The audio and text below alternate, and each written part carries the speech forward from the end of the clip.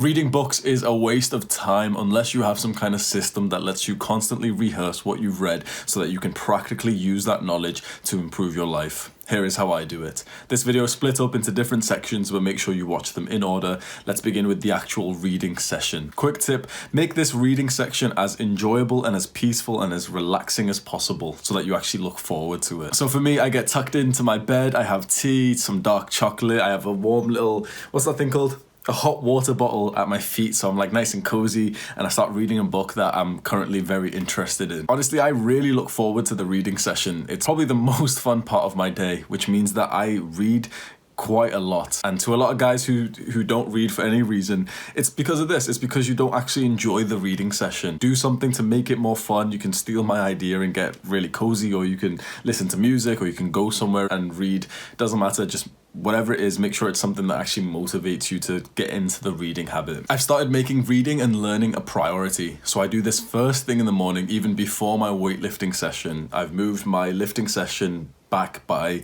an hour or so, which anyone who's watched my previous videos know how much I vouch for the morning workout. Wake up and go and hit the weights straight away.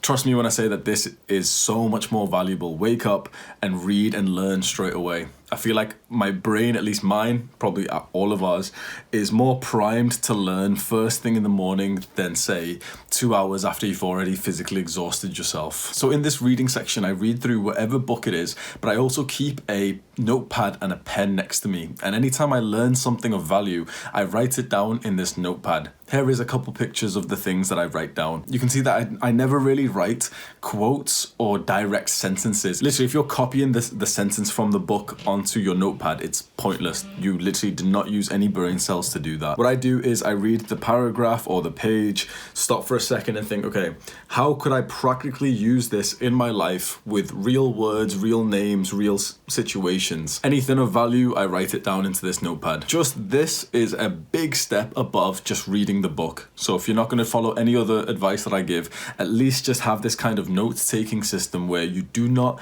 just steal sentences from the book, but instead, as you read, you get the light bulb effect of something you've learned, and you're like, oh, I could use this with Jeffrey. So I'll write down the specific example where I could use this knowledge with Jeffrey. And that is so powerful. Next, I do what I call a learning recap, where I go onto my Notion database that I've got here. It's like a learning tab. And on this, I have two different sections. One is a daily learning objective, and the other one is a weekly highlights. The daily learning objective is so important, and this is the reason why reading, in my opinion, is so pointless unless you have one of these. Every single day, I grab this little notepad here and I write what today's objective is. So for example, on this day, I learned about tactical empathy. I learned about mirroring, labeling, and acquisition auditing.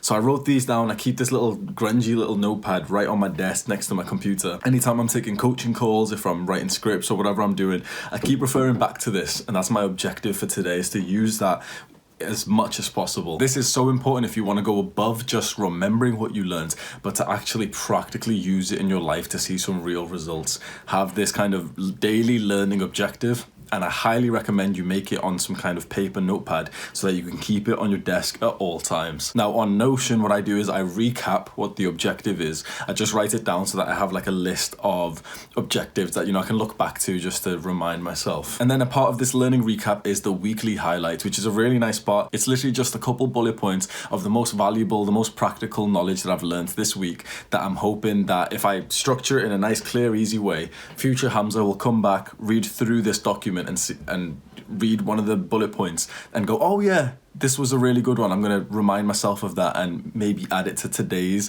daily learning objective. The next part of this learning system is the book summary learning lessons. You can see here I have a list of the books that I've read, and in this list, when I click on it, it's pretty much just the most important things that I noted down in my notebook. So the most valuable ones of the things that I've already wrote in this notebook, I then transfer it to this new page. So anytime I want to recap a book, something I've learned from it, I can go onto this and I have 10 or 15 random ideas and great pieces of knowledge. The final part of this learning system is rereading.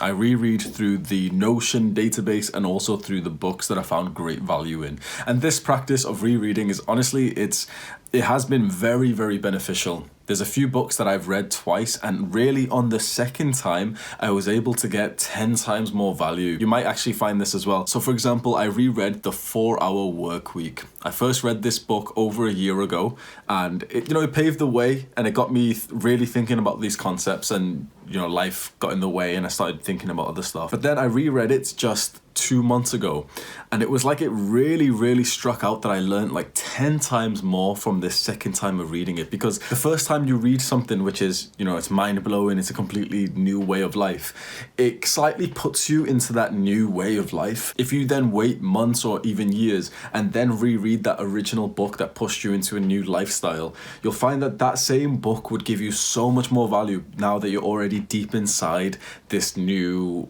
way of living. So this works really well with The 4-Hour Workweek. It's all about lifestyle design. The first time I was reading it, I got kind of obsessed with online income, and I was thinking, okay, how can you make online income? You can do drop shipping, and maybe you can write ebooks. And so I tried a bunch of stuff. None of it really worked at this time, but it was all learning lessons to get me to this point. And now when I reread the book, it feels like I'm 10 steps into it. So it's like I can appreciate the value in it so much more now that time has passed. Obviously, to gain any kind of value from rereading, you have to wait a while. So what I would suggest is that the biggest, most jaw-dropping, the most valuable books that you've read, keep them by your side, wait months, years, and then look back at them.